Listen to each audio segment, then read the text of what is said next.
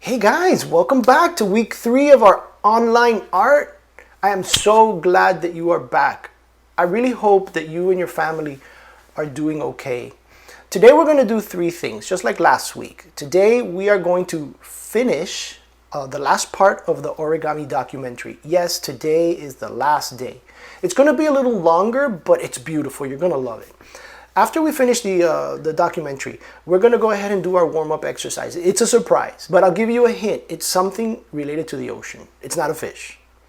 And the third thing that we're going to do is we're going to continue this week's part of the project. We're going to do some work this week, and then we're going to finish the project off next week. But before we head on to the origami documentary, I would like to remind you that you don't have to do this project. Today's video, today's lesson, you don't have to do it all today. If today you just want to watch the video, the origami documentary, and then tomorrow you want to do the warm-up, and the day after you want to work on the project, you can do that. You want to do 2 things today, you can do 2 things today. If you want to do it all today, you can do that too. You're not pressured to have to do it all in one day. But please try to get it done before next week, because next week we're going to start on the last part of the project, and you're going to need to have that part at least done. When you finish the warm-up, when you finish the project drawing that you're going to see today in the video, please try to upload it. Try to add the work to the assignment in the Microsoft Teams tab. That way I can give you a grade right there. Now I know some people are having trouble. They cannot upload it there. They might have to email it to me. That's fine. You can email it to me. No problem. You have my email in the Teams page. If you can't find my email, just shoot me off a message. I will get right back to you and I'll give you my email. You can send it there. If you are doing the email, okay, if you are sending me a picture of your work through the email, please be aware that I need to have your name somewhere in the message, because sometimes students send me the work and I don't know who it is. I just see a parent's name and I don't know. Sometimes parents have different last names than their kids. So if you could help me out, please, if you're doing the email thing, write your name somewhere on the message, or even on your paper. You can write your name where I can see it on the paper, and that way I know to give you your A. Now let's go ahead and start our origami documentary. All right, it's the last part today. Come on, let's enjoy it. I'm Matt Alt, and we're in one of my favorite places in the city, an izakaya, a drinking spot where you can enjoy small plates of lots of different Japanese foods and sake. Now you may be wondering, what's an izakaya have to do with origami? Here's your towel, sir. Why, thank you. At izakaya, they always start with a little towel like this to wash your hands. It's called an oshibori. And today, I'm going to try folding one of these into origami. Though origami actually means folded paper, and this is cloth, so I guess you'd call it orinuno. Hello. Thank you for coming. Today, Mr. Sasagawa is going to school me in the art of towel folding. He's a master of the craft. Yoroshiku onegaishimasu. Yoroshiku onegaishimasu. So, is this all of your stuff? Yes, I made all of them. This looks like a little bunny rabbit. And this one's a chick. I guess this one's a penguin. This is a strawberry. And this looks like a pair of rice balls. And finally, is this a little baby? This is so cute. So in a word, what's the appeal of folding things out of oshibori? Unlike paper, you can fold and refold a towel lots of times. Also, you get them at every izakaya, so you can just take one and entertain your friends. All right, a good trick for the dinner table, I see. Well, on that note, I've absolutely fallen in love with this little chick, and I'm kind of hoping you can teach me how to make it. Of course. Let's do it.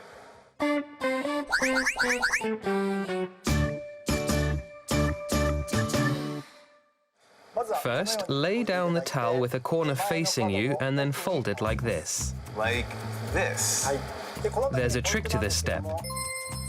Don't line up the 2 corners. Have the top one a little lower. I see, so a little bit low. Okay. Now roll it away from you. Okay, so roll it. As you roll it, the corner that you left lower will start to shift.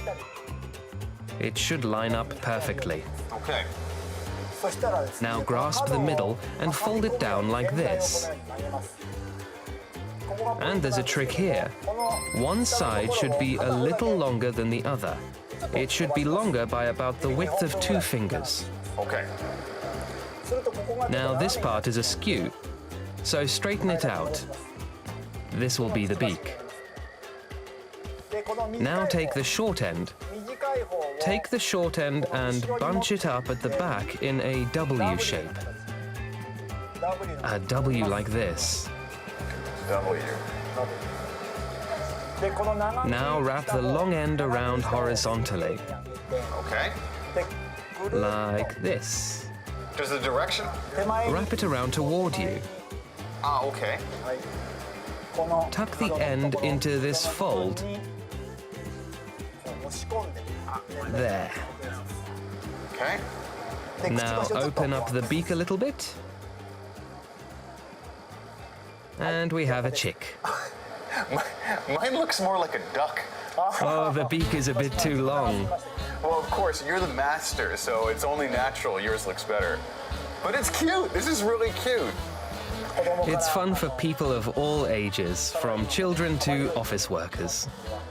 It's not all that hard to practice. So next time you come to an izakaya, pick up your towel and give it a try yourself. See you next time. Kiss, kiss.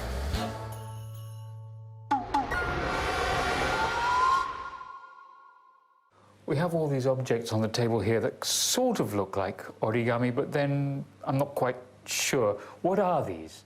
These are folded notes, the kind that schoolgirls are always passing around in class. Okay, very cute. So you open one up like this. Okay. See how it works? It's a charming way to exchange handwritten notes. Here's a love letter. Okay, that's fairly obvious, isn't it? Inside, it probably says, I love you. I kind of like the idea that it's useful in addition to being decorative. Absolutely. You can use any old paper lying about. This kind of rectangular paper, your average page from a newspaper, for example, or magazine. Fold it like this. でまたこう折るんですよ。でここでこう折るんですね。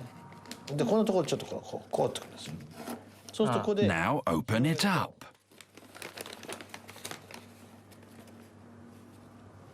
It's a box. Exactly. You know, in the winter, when people are sitting around eating tangerines, I've noticed people, they have these little paper boxes and they take the skin off the tangerine and they put it in here instead of having to look around for a waste paper bin. Yes, we use origami like that. It's fun and handy.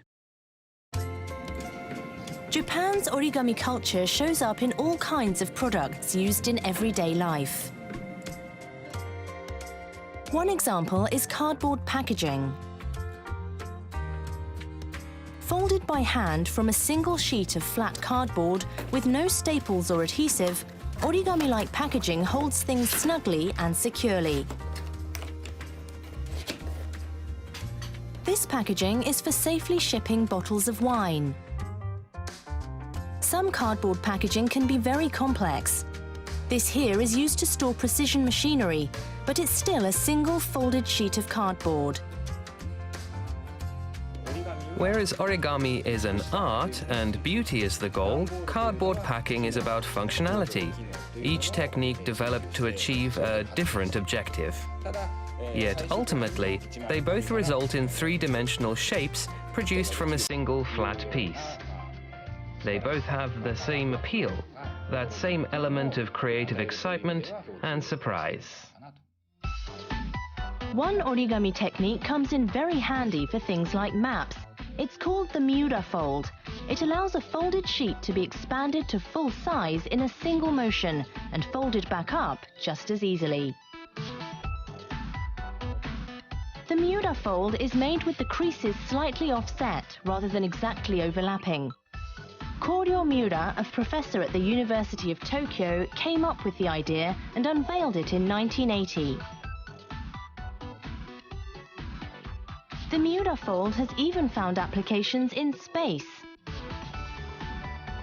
It was used for the folding solar panels of a satellite. The panels, about 6 meters on a side, open and fold in one motion. This design has been successfully tested in orbit. Origami techniques have already found so many practical applications, but researchers are seeking more. This laboratory at Meiji University is focused on what it calls origami engineering. But what exactly is that? We do research on commercial applications of origami.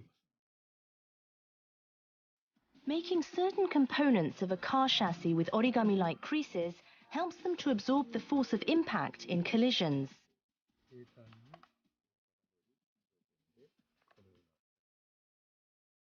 Here's a hat that folds up small, making it easy to carry in a handbag. This diagram shows industrial robots that have been programmed to fold sheets of material. These are just a few examples of the lab's origami engineering research. In 2014, it announced it had developed origami-based 3D printing. The heart of the system is a piece of software that analyzes the 3D data of an object and automatically generates 2D papercraft schematics. These schematics can be printed out on an ordinary printer. Then, by folding the schematics along the printed fold lines, the 3D object can be assembled. These days, all sorts of potential is being seen in 3D printers, which can construct objects by depositing special resins or powders. The system developed in the Meiji University laboratory allows 3D shapes to be constructed from hand-folded paper instead. All you need is an ordinary home printer and ordinary paper, and you can create a 3D object. Anyone can do it, and it's extremely affordable. Professor Hagiwara hopes this system will make it easy for people like product engineers and design students to create 3D prototypes.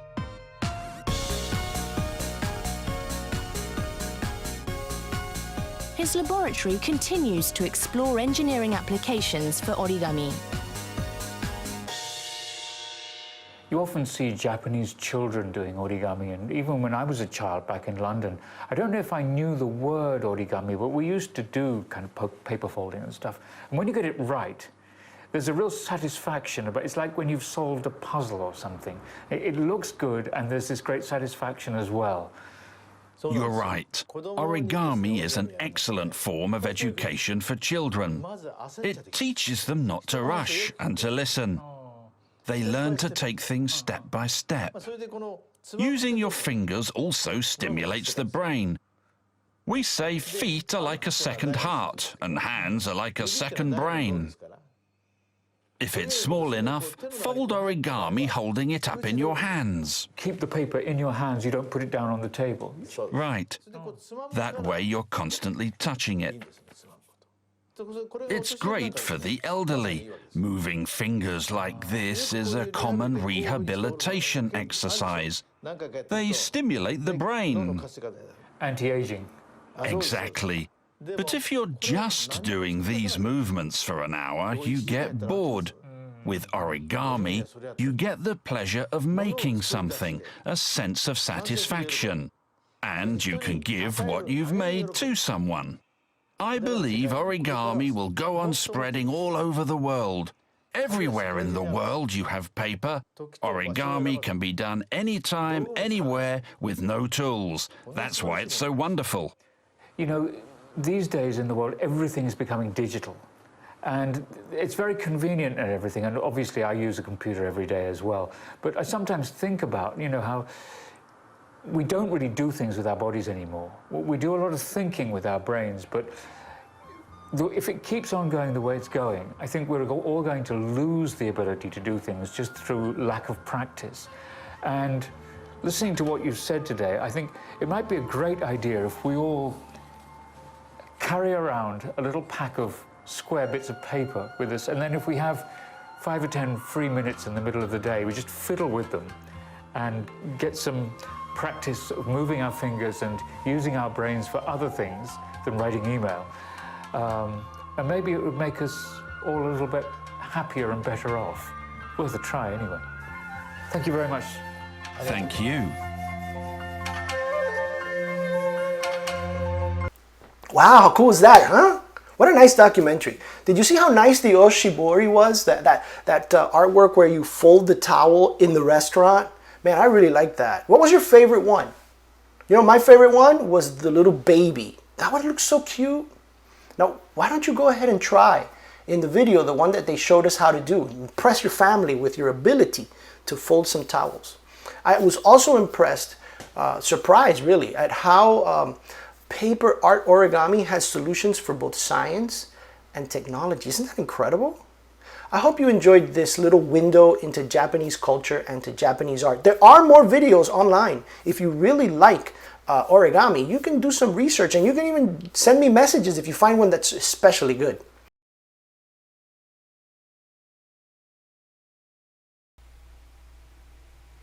Today's line drawing is going to be something related to the sea.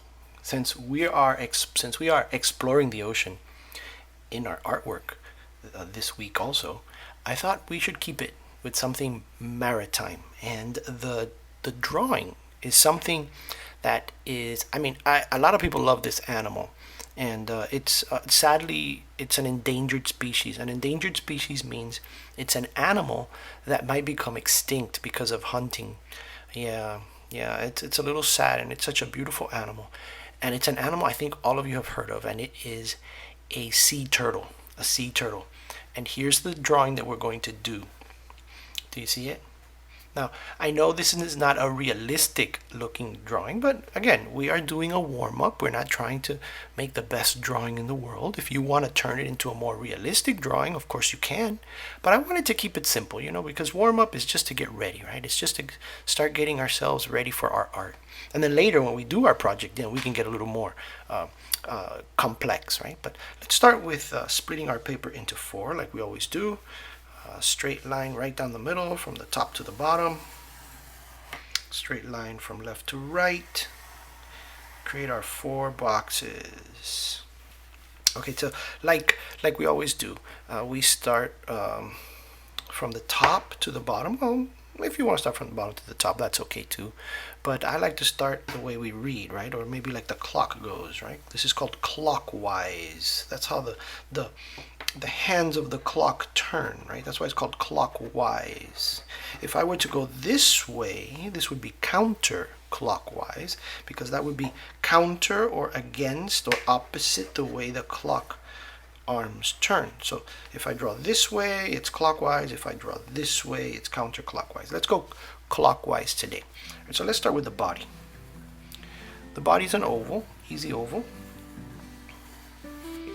And since it's my first one, I can make mistakes, right? I can make as many mistakes as I want. If I go fast and I miss a part, or I don't do it exactly the way it is on the example drawing, that's fine. It's not the end of the world. This is just a warm-up.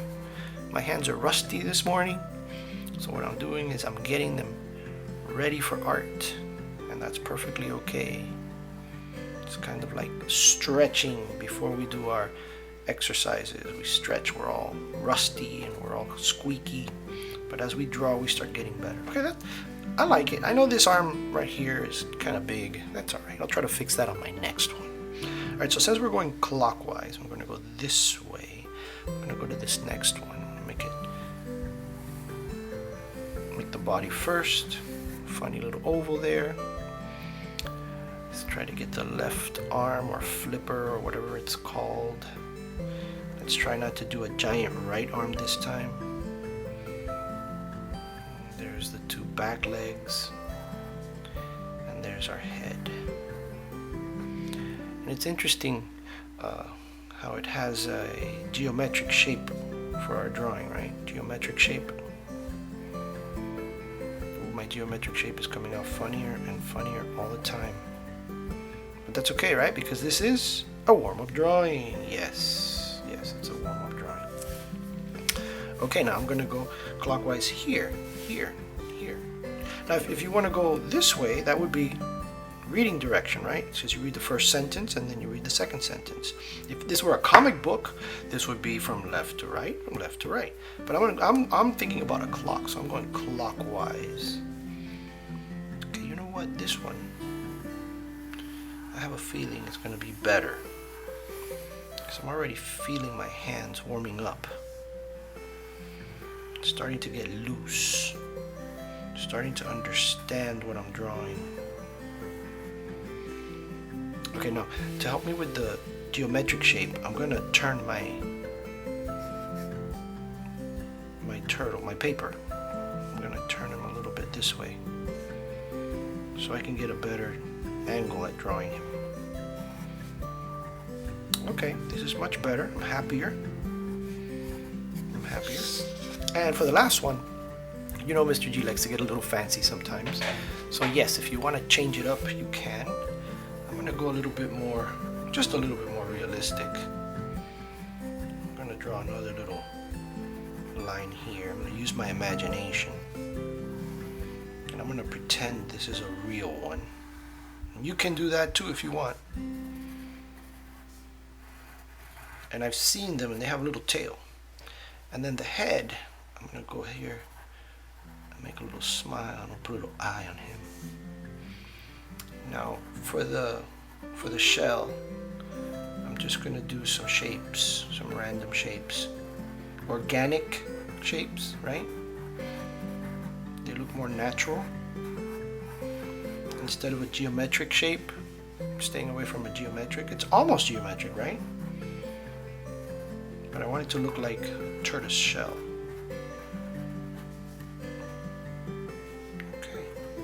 So my last one is a more realistic one, right? Now, which one am I going to color? Well, I'm tempted to color this one, but I kind of like this one a lot. What can I do as a background? Well, I can put him in the water, right? But I want him to also look like he's coming to the sand. He's coming to the sand and he's at the shore. So I'm going to imagine that there is a wave breaking at the shore. And I'm going to make this side water and that side sand. Okay, I'm going to make it look like somebody left their flip-flops on the sand. When they saw the turtle, they ran away. They got scared and they left their flip-flops. All right, it's time to color, right? What should I use? Should I use crayons or should I use colored pencils? Guess what? I'm going to go the crayon route. I have my brand new box here, but I'm not going to use my brand new box. I'm going to go with my golden oldies. Yes, I'm going to go with my golden oldies. Pull them all out. I like to pull them all out because that way I can see them. If I have them all in the box, then I can't see them. But that's just me. If you like to have them all in the box, that's perfectly all right with you. Since I'm going to color this one, I'm going to put my colors here. Spread them out. I don't know if you guys can see them. Yeah, I think you can see them, right? Let me bring my coloring paper down this way right here. Okay, so now I can start with the turtle or I can start with the background. I am going to start with the background.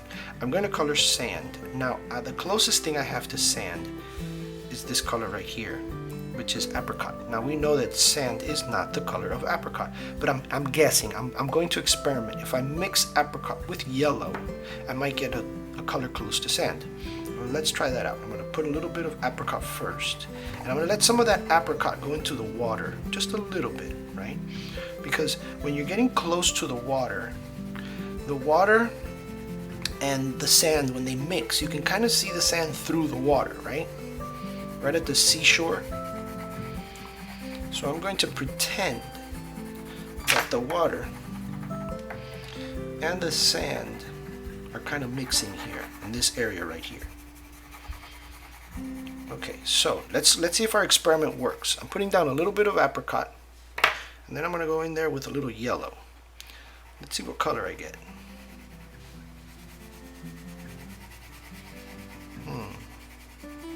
It's looking a little too yellow, right? It's looking a little too yellow for my taste. Maybe for your taste it's good, but I'm not liking it too much. But I'm committed, right? And in art, there's a lot of experimenting. Yeah, there's a lot of experimenting in art. So I love to see what new things I can discover, especially when I'm mixing colors. So I'm going to tell you what I'm thinking. I'm thinking that it's a little too yellow, but that's okay. What I can do is I can get that apricot again. And I can put some more on top. I'm going to put some more on top.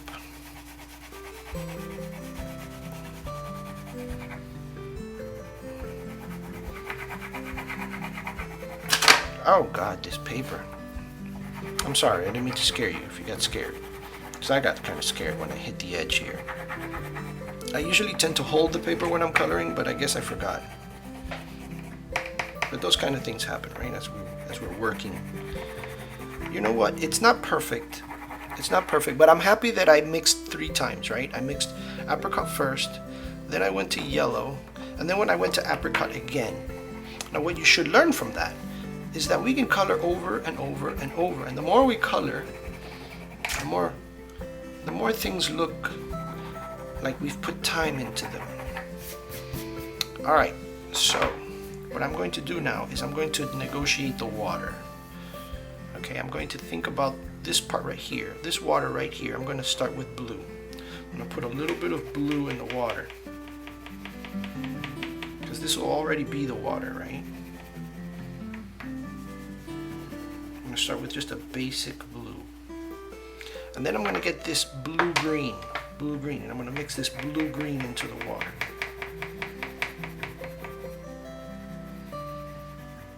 It's weird, right? Mr. G starting with the background first. You know, art's like that. Sometimes you feel like doing something, right? You feel like doing the background first, or you feel like tracing everything first. Go with your feeling. That's what art is about.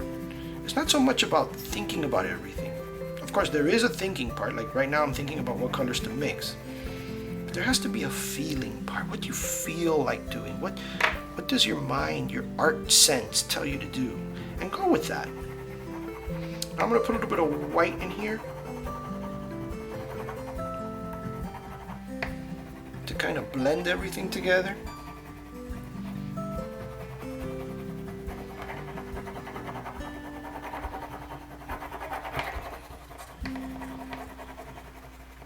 And you know what? Even though I'm going to go with different colors, right now, I'm going to put a little bit of that blue-green onto the turtle to start giving the idea that he is a little bit in the water. But just to this part right here. Just to this part. And let's see if that works. See, I got the feeling that I should do this, right? And I did it. And that's my artistic sense kicking in. So when you're making your art, feel, experiment, see what works.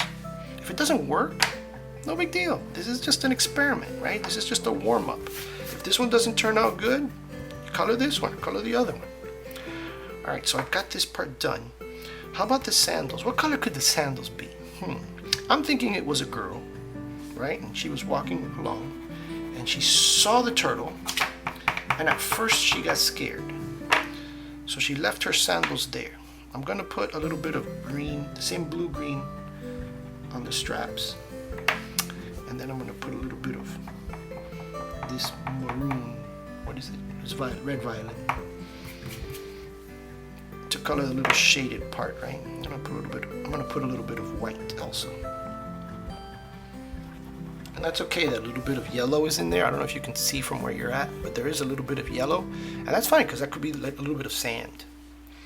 All right, now let's go to the, oh, wait, there's some bubbles. Now the bubbles should be white, but I want to add just a touch of blue to the bubbles. The water bubbles. Oh no, there goes my white crayon. I think I snapped it in the middle. It's all right, it's still a crayon. I still can use it, even though some of these are broken, I can still use them. Don't throw your broken crayons away, please. All right, now let's get busy with the turtle. The sea turtle is, if I remember correctly, it's orange and brown and black. Let's start off with the darkest color. We're going to use black just for tracing, but I'm going to start off with brown. Oh, and a little bit of green too. I think they have a little bit of green in their body. But let's start off with some brown. I'm coloring let's call them flippers, right? The arms and the legs that it has. I'm going to color them a little bit brown. Just a little bit. We're going to add a lot of colors in here. And then I'm going to trace the shape of the body. Not the body really, it's the shell. Because the body of a tortoise or a turtle or sea turtle is actually inside. I'll put a little bit of brown there. A little bit of brown here. I'm putting it down lightly, right? I'm just trying to get those colors down easily, not too strong. And then I'm going to go with orange. I've got this strong orange, but I don't want to go with strong orange. I want to go with this light orange. And then I'm going to put a little bit of that light orange into every part of my sea turtle.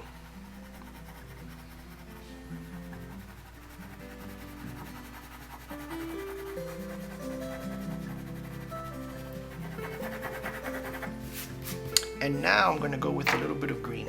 I'm not going to do green everywhere, just some areas, right? Just a little bit of green there. It might even just disappear, you know. You might think you might not see it, but it's actually there. Your eye does see it. And I'm going to go with this yellow green, right? This green yellow, you see it? Green yellow, green yellow, green yellow. And I'm going to put some at the top, because that's where the sun hits it, right? The sun is hitting our beautiful turtle. And believe it or not, I'm going to add a little bit of blue. A little more blue around here on the sides, where there's maybe like a little bit of shadow, a little bit of shading. So how many colors am I mixing in here? Let's see. I put brown, I put orange, I put yellow, green, and I put a little bit of blue. That's 4 colors. Oh my God. How many times do you put 4 colors on something? Not too many times, right? I'll put a couple of little turtle dots. Put the little turtle eye. All right, all I have left to do now is trace. But before I trace, you know what? I'm gonna get my white. I'm gonna do a little mixing of color here. With the white, I kind of blend the colors together. It's kind of like a blending brush, right? It gives the sensation that the colors have all melted together and become one. All right, I think it's time. Oh, let me get some blending into that dark blue that I put in there. It's time for our tracing. Now for the ocean, I am not going to trace in black. I'm going to get my darkest blue. Let's see, what's this one called? Oh no, this is just blue. Indigo. Oh, wait. Beautiful. Look at that beautiful. I think it's very dark, so I'm going to go with this beautiful.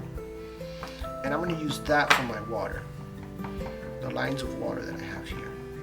I'm not going to use black. Even though I've always told you to trace everything in black, I've got a creative feeling that I want to use blue.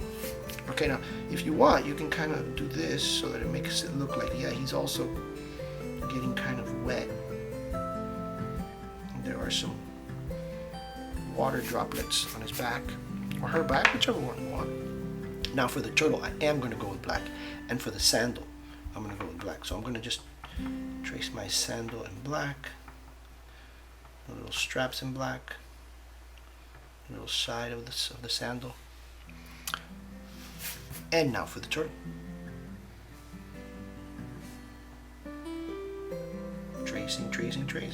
Tracing all the lines. The tracing allows us to see the subject, right? The subject is the thing that's the most important in our artwork. The most important thing in our artwork here, our subject, is our little sea turtle that's coming out of the water. She's coming to pay a visit to her friends. Now she comes right back out again, you see? Let me see. Okay, let me bring it up a little bit. Get these crayons out of the way. Okay, there she is. All right, so there's my sea turtle. Now you've got 4 to draw for your warm-up. Draw 1, 2, 3, 4 sea turtles, and then go ahead and color your favorite one. Now you don't have to do the beach. You can do anything you want as a background. She could be swimming underwater. She could be flying in the clouds. Use your imagination. Whatever your art instinct tells you to do. Just have fun and warm up. Now, when you finish the warm-up, I want you to get started on the next part of our project. Now we're building our aquarium. We're building our sea, bottom of the sea artwork, right? Now you don't have to start today. So if today you just want to warm up and tomorrow you want to work on the project, you can do that too. But if you're excited and you're having a great ton of fun, just continue right on, okay? So let's go now to our actual drawing, our actual project. Now, let's move on to today's project. It is before the last part of the project. We're going to do some drawing, we're going to do some coloring, and all you need to do is go ahead and find your drawing, the one that we've done from the bottom of the ocean, and let's go get started, okay? Get your pencil, your eraser, your sharpener, and your crayons. I wait for you there. All right, so welcome to day 3 or week 3 of our project. Now, if you have been following along, you have finished your warm-up drawing and you are ready to continue on our project. We have already drawn the ground, we've drawn the diver, a cannon, a treasure chest, and some seaweeds. Now today we're going to continue on the right side. We're going to continue on some more parts that we have over here, and then after we do this, we're going to cut all our pieces out. We're going to cut all our pieces out, and next week we're going to put it all together. We've got to create our aquarium background, and then we'll do all the work that we have left to do. But today let's concentrate on our drawing, okay? And I did say just now that we can cut it out, but you don't have to cut it out today. You can leave cutting out for next week, but if you're excited and you want to cut your pieces out, you can do that today. Now we've got some space here. Do you see that space, that empty area? Don't think of it as an empty area. Think of it as potential. Potential means something good that we can make, right? Some potential. Now, what can we add there? Well, I've been doing some sketches, and I want to bring to you the little sketches that I've got here that have given me some ideas of some things I would like to add. This, my friends, is a submarine. We can add a submarine. I was thinking of a broken castle, like an ancient civilization that was probably swallowed up by the ocean, and also a giant octopus. Those are the things I'm going to draw. Now you can draw along with me, and you can add your own things to this project. I'm going to say that again. You can copy exactly what I've done, but you can also add your own ideas to this, okay? If there are things that you would like to add, maybe you want to add SpongeBob's pineapple or something like that, you can do that too. All right, so today we're going to need our pencil with eraser, sharpener, and I am going to be using color pencils for this project. If you want to use crayons, and you've been using crayons, you can, or whatever you have. If you're using markers, that works well too. I'm going to put this guy away. Actually, before I put him away, let me give him a quick little sharpen. Oh, thank you very much. I love sharpening my pencil. Okay, put him aside. Who should we start with? Should we start with the submarine?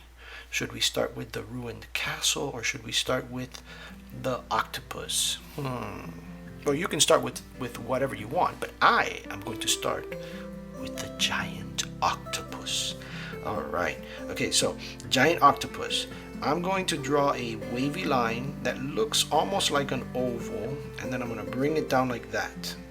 You see that? I'm going to bring it down a little. I'm going to bring it to the middle a little bit so you can see it better. Now, right here, I'm going to draw another shape, and it's kind of like the shape of a leaf. Have you seen a leaf that hangs on a tree? That's going to be the eye. And then inside that eye, I'm going to draw a circle. And then I'm going to draw a circle inside of that, looking at us. Oh my God, that is such a scary octopus. And the other side, I'm going to just draw a bump because we don't see the eye, it's on the other side, right?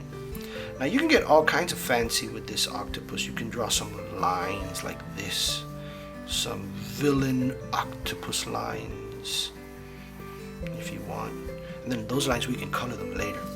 Now what's the most dangerous part of a giant monster octopus? Well, it's the monster giant octopus tentacles. Now I'm going to start drawing 8 of them, because octo means 8. So we're going to draw 8.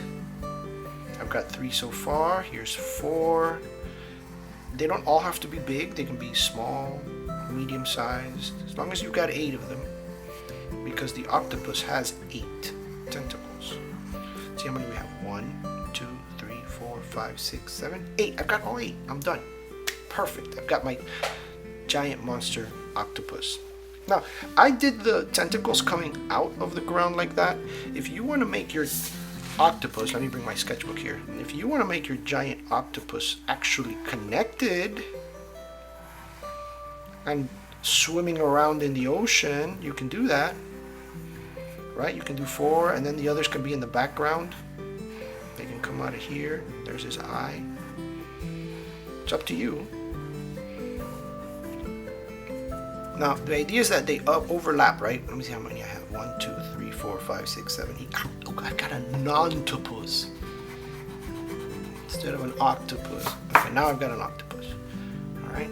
So he can be swimming around. I just have him on the ground here. I just have him on the ground. That's my choice, right? You can remember we talked about creative choice, using your imagination. You can do that too. Now, the second thing I'm going to do is going to be the castle, right? The broken down castle.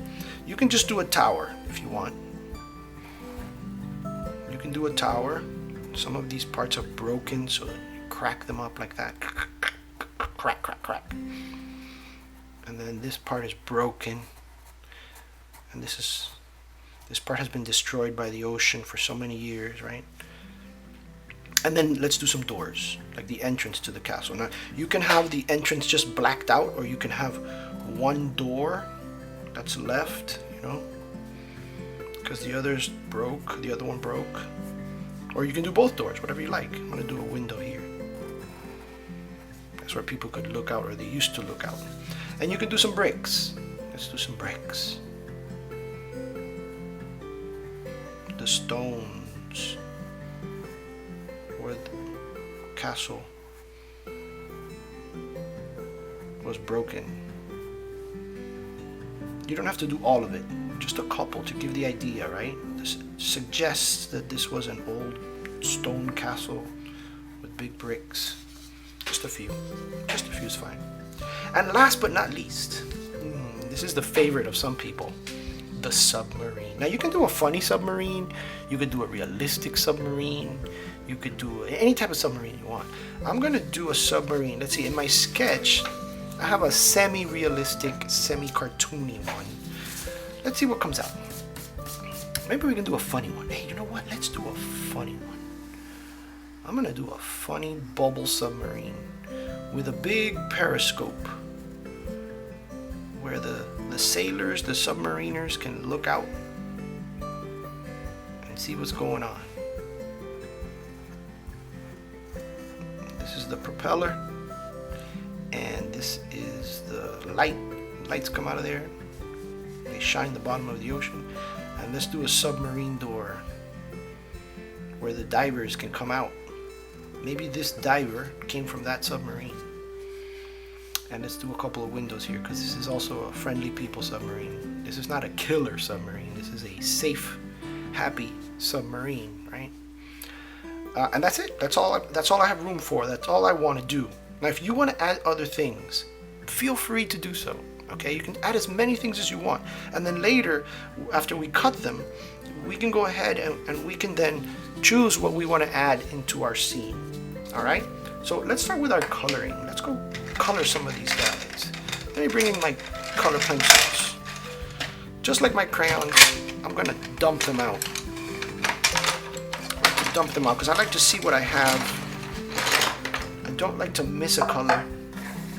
So let me bring my paper down, put my colors in a way that I can see them and I can see my artwork. All right, I think that's pretty good. Okay, that's good enough. All right, I can see them. You guys can see a little bit, right? You can see a little bit. But what's most important is that you see the artwork. Okay, so here's my octopus. Octopus, you can make any color, right? Any color, any color you want. I'm going to go with pinky orange. Yes, pinky orange. So I'm going to get this pink. I'm going to get this color, which is like a purple, and then I'm going to get let's get this orange. Okay, so what I'm going to do is I'm just going to start coloring. Oh, this guy needs a little bit of sharpening. Don't forget to sharpen your colors. And when you're coloring this, you know what, just relax, take your time, do a beautiful job, enjoy your coloring. The coloring part should be the part where you really have a good time making your art decisions, right? Take this time to really disappear in your mind and in your heart into your artwork. You forget about whatever problems. You only think about the beautiful things that you're making. I'm gonna make this leg or this tentacle a little orangey.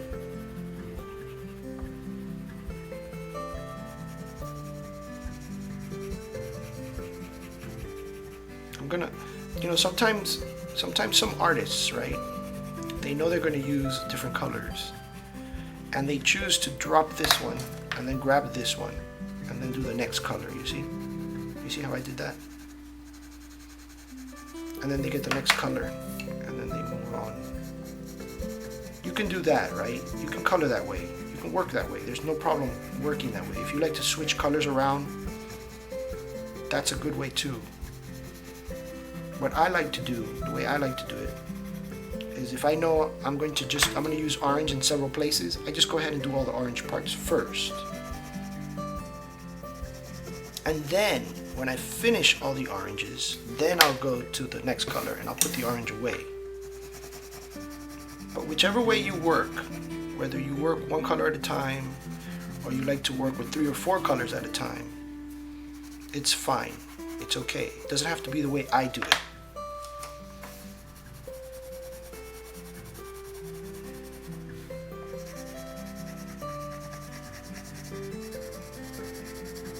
See, right now I'm already thinking, what is the second color I'm going to use to mix into these colors?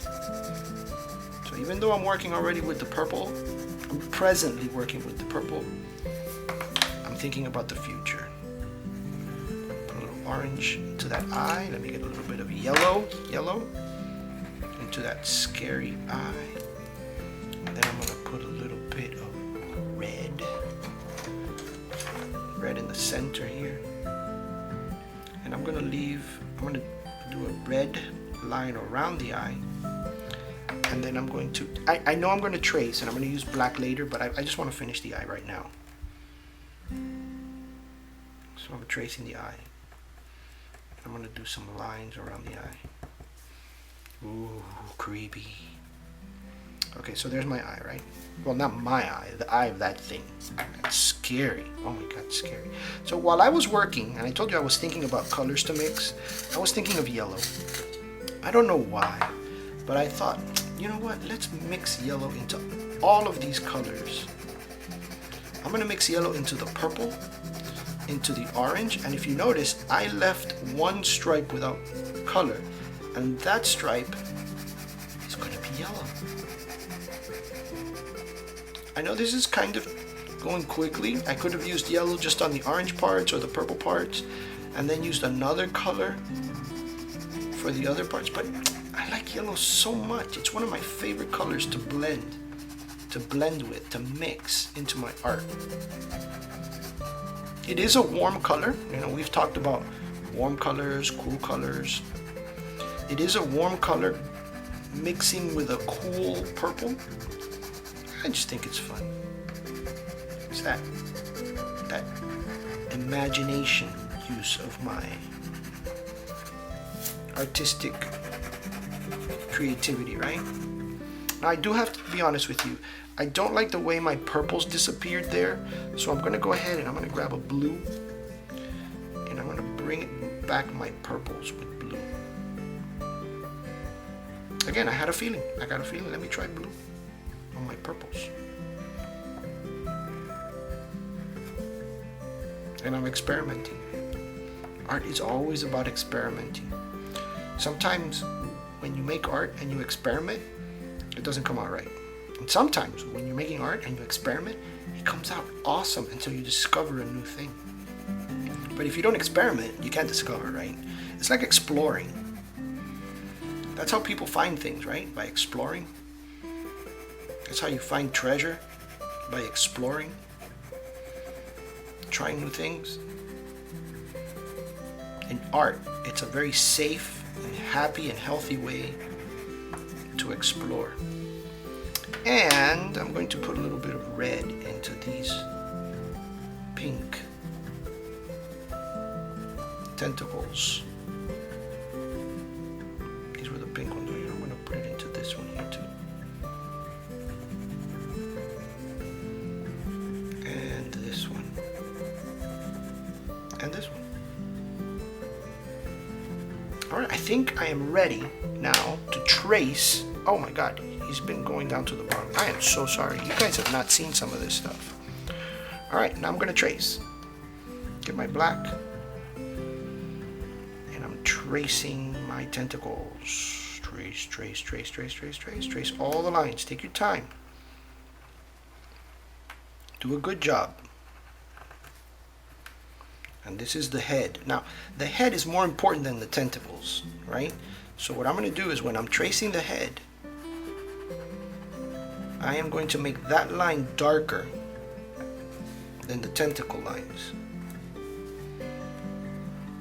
Okay, there goes another tentacle. I'm tracing it, but with a lighter black.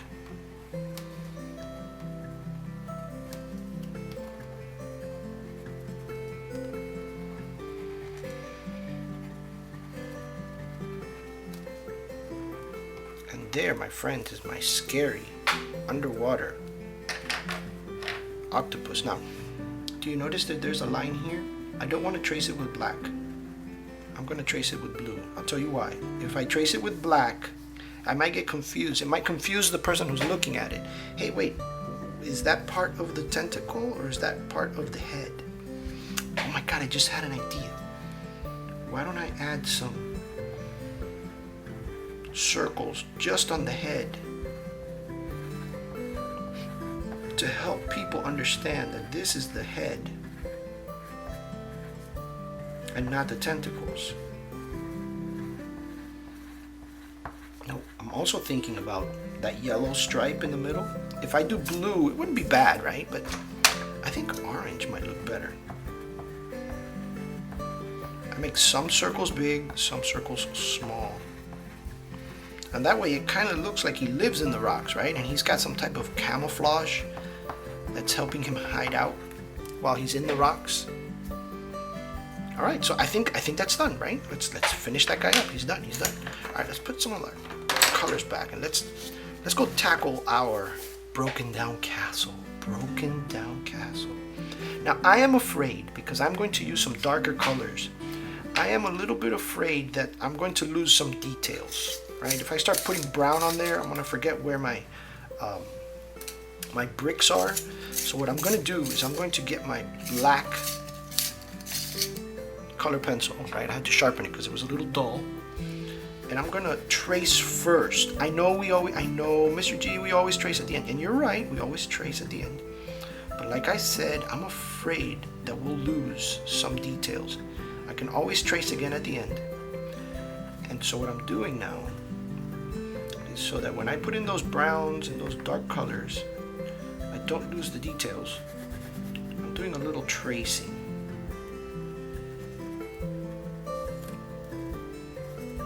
And no matter how much brown I put, that black will still show. You kind of understand what I mean, right? Of course you do, because you're smart. Alright. There's a little window. You know what? I can already just color it black, right? The door, the creepy door. Creepy door. Don't go in there. What's in there? What is hiding in there? I don't know, but I'm not going to check. I don't want to know. Okay, there we go. Oh wait, got one more to go. Right there. Okay, now let's start coloring that. We said we were going to use some dark colors. So I'm going to go with brown. I'm going to do some brown around here. Actually, I'm going to do some light brown everywhere. I'm just going to go the whole thing light brown. Light brown. And then I'm going to add some dark browns and some greens and some grays. Now, when I say light brown, this is not light brown, right? Light brown means I'm not pressing it hard, right? So if I were to use this color hard, then I would get the dark brown. Do you see it there? You see how I went dark brown there? I mean, that's okay because I was going to do dark brown on some of the bricks anyway. You just pick bricks that you think are cool and make them dark brown. All right. Oh, you know what? Now that that dark brown is here, let's put a little dark brown in the window, mixing it with that black. Put some dark brown in that creepy door. Oh my God, what's back there? I don't know. Okay, that's enough of brown for now. I'm going to put in some of this color that I found. I don't know the name of it, but I like it. So I'm gonna add a little bit. Oh, it's like a red brown. I'm gonna add some of it here and some of it over here. It doesn't matter really where you put some color because think about it. This old castle has been underwater for a long time. It's been underwater so long that we can even add a little bit of green here and there. You know, where some of the seaweed has been growing in some parts of the stone. So a little bit of green. Ooh, and I like this yellow, this golden yellow. You see it? It's like a golden yellow. It's not gold, but it's like a golden yellow. It's like an antique yellow. It's old.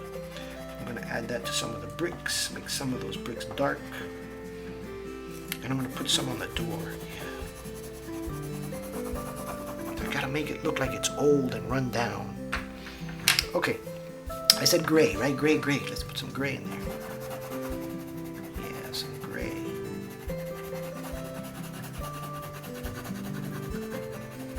And a little bit of orange on that door.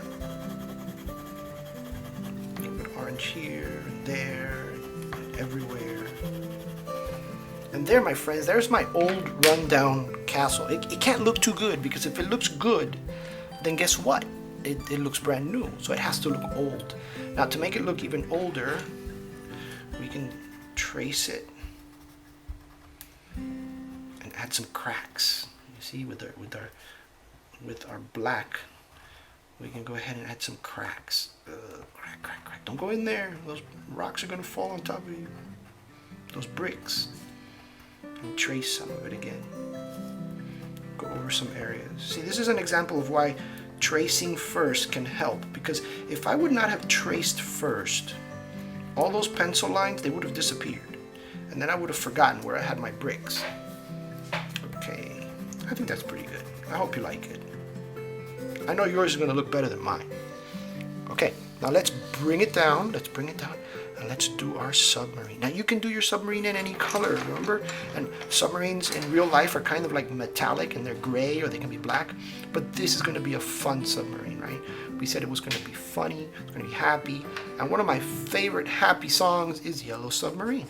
So I'm going to start doing my submarine in yellow. Yes, yellow. The Yellow Submarine. Now, he's not going to be all yellow, but the main body, we'll keep that yellow, right? So you can start off with a light yellow or a medium yellow. And then you can add other colors. I'm going to make the periscope yellow too. But I'm going to make the tower, they call this the Conning Tower. I don't know why they call it the Conning Tower, but that's what it's called. I'll make that pink. Now I used this yellow, right? So I'm going to use a medium yellow, which is just, it's the same yellow really. It's just a little darker to add some shading, right? Some shadows. And I'm going to make the shadows at the bottom.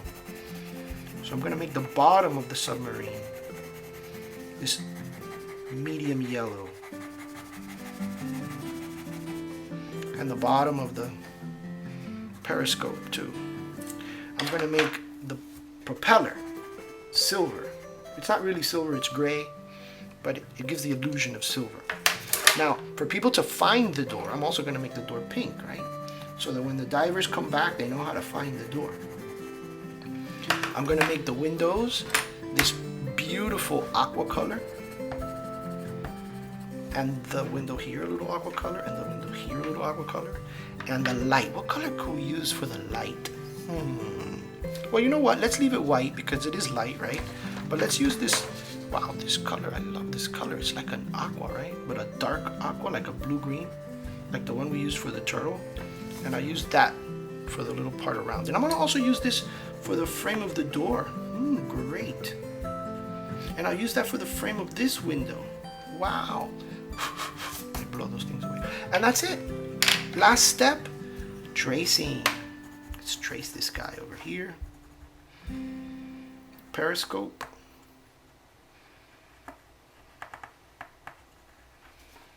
Let's trace the body.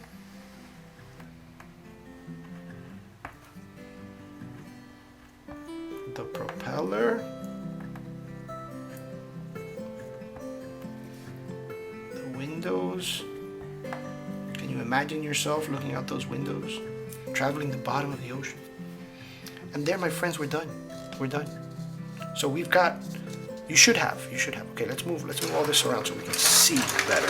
Move up my corners, bring it up. You should have the bottom of the ocean done.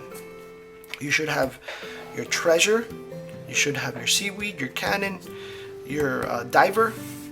Today we did the octopus. We did the castle, broken down castle, and we did our submarine.